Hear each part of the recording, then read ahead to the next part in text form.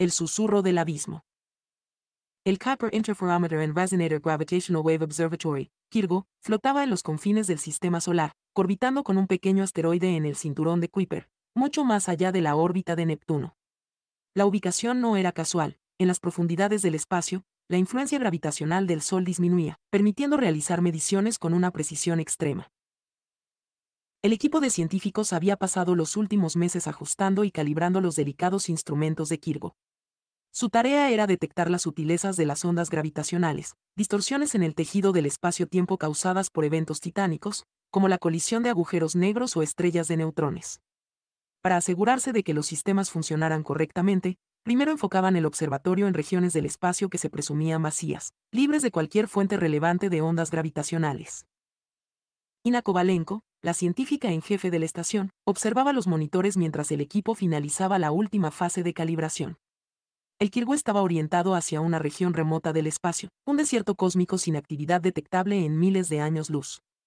No esperaban encontrar ninguna anomalía, solo el silencio absoluto del vacío, una observación que serviría como el control perfecto para la prueba. Sin embargo, mientras revisaban los datos, apareció un ligero pico en las mediciones, una anomalía. ¿Qué es esto?, preguntó Ina, frunciendo el ceño mientras ampliaba el gráfico de la señal. Era apenas perceptible, un temblor diminuto en el ruido gravitacional de fondo. James Stanley, el astrofísico principal, se acercó al monitor, entrecerrando los ojos. No debería haber nada en esa zona, murmuró. Es un área completamente vacía, o al menos, eso pensábamos. Los demás miembros del equipo comenzaron a revisar sus propios procedimientos. Tras varios minutos de silencio, Sara Morales, la especialista en el tratamiento de señales, habló desde su terminal. He recalibrado el sistema y revisado los datos, y no parece un error. La señal es real, aunque increíblemente tenue. Solo hemos podido detectarla porque el fondo en esa región es muy bajo. He retroalimentado la señal en el receptor 10 para mejorar la definición temporal, y parece estar modulada, con una cadencia tranquila, casi pausada. ¿Quieres decir que es periódica?, preguntó James sin intentar disimular su incredulidad. Sí, nunca había visto algo así, les comparto la señal mejorada. Todos los miembros del equipo atendieron a sus pantallas y como en una coreografía intercambiaron miradas perplejas.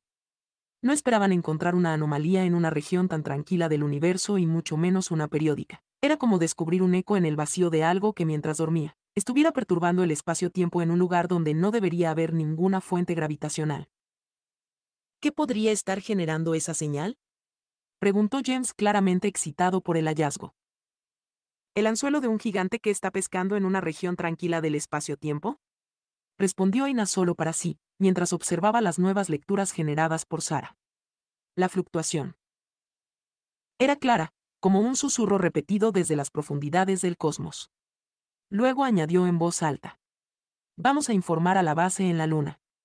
Necesitamos que revisen estas lecturas y confirmen lo que estamos registrando antes de que empecemos a dar vueltas sin sentido. En cuestión de minutos, la señal fue enviada a Lunar Base Alpha, el centro de control que supervisaba todas las operaciones de KIRGO. Allí, un equipo de especialistas estudiaría esos datos que parecían imposibles. Durante las primeras horas tras enviar la transmisión a la Luna, el equipo de KIRGO permaneció sumido en la incertidumbre.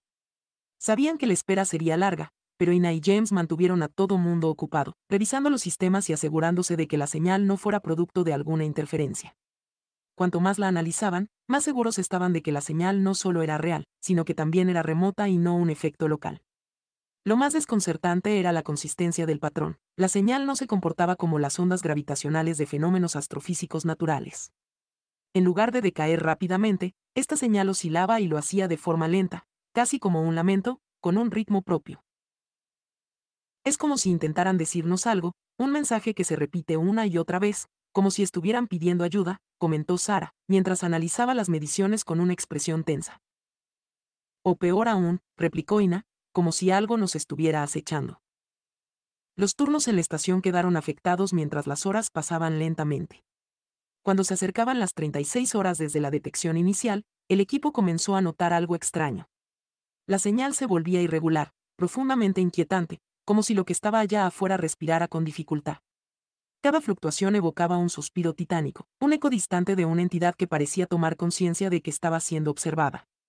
El ritmo, antinatural y perturbador, insinuaba vida donde no debería haberla, resonando con una intensidad creciente, como si aquello que susurraba desde el abismo estuviera a punto de estallar. Entonces comenzaron a suceder eventos extraños en el espacio y el tiempo. Ina fue la primera en notarlo. Mientras estaba sentada en su estación de trabajo sintió que su silla se deslizaba bajo ella, como si la gravedad artificial generada por la rotación de la estación hubiera cambiado ligeramente. Miró a su alrededor, pero nadie más parecía haberlo notado. Minutos después, James, revisando los datos más recientes, alzó la cabeza, visiblemente confundido. ¿Alguien más ha sentido eso? Algo raro, como si todo se hubiera movido ligeramente, pero sin moverse en realidad. Antes de que alguien pudiera responder, un leve pitido en la consola de Sarah anunció una nueva lectura, mucho más fuerte. Los detectores de Kirgo registraron una distorsión significativa en el espacio-tiempo justo alrededor de la estación. Parecía como si el espacio mismo se hubiera ondulado para moverlos, como cuando movemos el cuerpo de un insecto para comprobar si está vivo. El ambiente en la sala se volvió aún más tenso. Se suponía que las ondas gravitacionales eran provocadas por eventos a gran escala en el universo lejano. No deberían afectar la estructura del espacio cerca de la estación de esa manera. Esto no tiene sentido, murmuró Ina. Es como si la señal se estuviera enfocando en nuestra posición. Parece que lo que genera esa señal nos ha detectado, murmuró Sarah, casi para sí misma. No me digan que creen que es algo consciente, preguntó James, con un deje de burla. Sí, James, podría ser, respondió Sarah con más seguridad de la que creía tener. Cada vez que retroalimento la señal en uno de los detectores, el ritmo cambia, como si reaccionara, como si estuviéramos llamando su atención. Creo que no debía hacerlo. Horas después, mientras aguardaban con creciente inquietud la respuesta de la base lunar, las distorsiones se multiplicaron.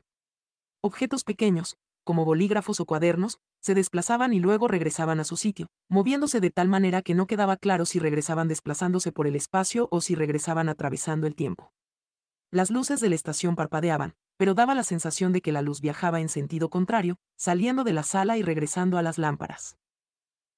Finalmente, llegó la respuesta de la luna, la instrucción era clara. ¿Quieren que hagamos resonar la señal?, leyó Ina en voz alta.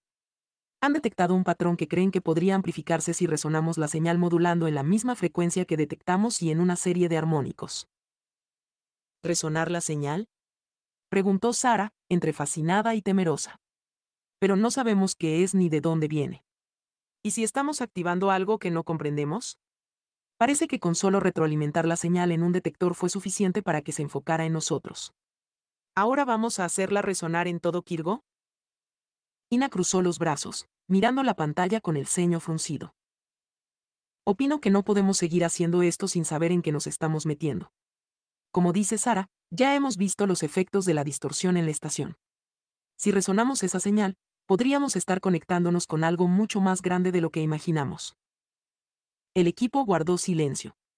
La decisión recaía sobre ellos. Sabían que su curiosidad los había llevado hasta ese punto, pero también eran conscientes de que un paso en falso podría desencadenar consecuencias inimaginables.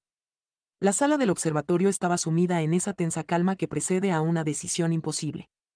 Ina miraba los datos en la pantalla, mientras James caminaba inquieto de un lado a otro, atrapado entre la curiosidad científica y el instinto de supervivencia. No sabemos lo que podría suceder si hacemos resonar la señal, insistió Sarah, rompiendo el silencio. Las distorsiones que ya hemos visto bastan para darnos cuenta de que estamos frente a algo que no comprendemos. Ni siquiera nos hemos planteado algunas preguntas como por qué eso reacciona casi en tiempo real, aunque está a decenas de miles de años luz. ¿Y qué hacemos entonces? ¿Nos quedamos de brazos cruzados?, replicó James, con frustración en su voz. Somos científicos. Nuestro trabajo es explorar lo desconocido, incluso si nos da miedo. Esta señal podría ser la clave para entender algo más allá de la física convencional, quizá hasta nos diga cómo vencer el límite de la velocidad de la luz. Ina lo observó con cautela. Podría ser, pero también podría ser la llave que abre algo que no queremos liberar. James, no sabemos qué hay al otro lado. James dejó de caminar y se volvió hacia Ina, con la mirada desafiante. La ciencia no avanza sin riesgo. Si dejamos pasar esto, Nunca sabremos lo que podríamos haber descubierto. No podemos darnos ese lujo. Sara frunció el ceño, visiblemente incómoda. Pero las alucinaciones, los desplazamientos. No podemos ignorar lo que ya hemos experimentado, gritó Sara completamente decidida a defender su posición. James tomó en ese momento una decisión mientras se inclinaba sobre su estación de trabajo. Voy a hacer resonar la señal. No, exclamó Ina, pero ya era demasiado tarde. James había introducido los comandos en la consola. El grave zumbido del sistema de resonancia llenó el aire. La señal se disparó hacia el vacío, respondiendo al patrón que habían detectado. Por un momento, no ocurrió nada. Luego, lentamente, James se llevó una mano a la cabeza, como si algo invisible estuviera presionando contra su cráneo. ¿Lo sienten?, murmuró apenas, con un tono débil. Está aquí. Ina se acercó a él, preocupada. James, ¿de qué hablas? ¿Qué estás viendo? James retrocedió tambaleándose, los ojos vidriosos. Es una presencia, es tan inmensa. No puedo describirla. Es más grande que cualquier cosa, no debería estar aquí. En ese momento todos comenzaron a experimentar incoherencias. Sara sintió como si alguien, o algo, estuviera escarbando en su mente, arrancando sus pensamientos más profundos y descartándolos con absoluto desprecio. Ina vio las estrellas parpadear, distorsionarse y luego cambiar de posición en el cielo, como si el propio tejido del espacio estuviera siendo desgarrado y recompuesto frente a ella. Las estrellas están fluctuando, gritó Lorenzo, el encargado de la telemetría. Había distorsiones en los objetos más allá del observatorio, en la nube de Oort. Parecía que la señal que habían resonado había hecho eco en algo antiguo y vasto. James, con la respiración entrecortada, apenas podía articular palabras. Nos ha visto, y no le gusta lo que ha encontrado. Este universo, lo ve infectado, somos un error. Ina miró los monitores de la telemetría que Lorenzo, sin dejar de gritar, señalaba asustado.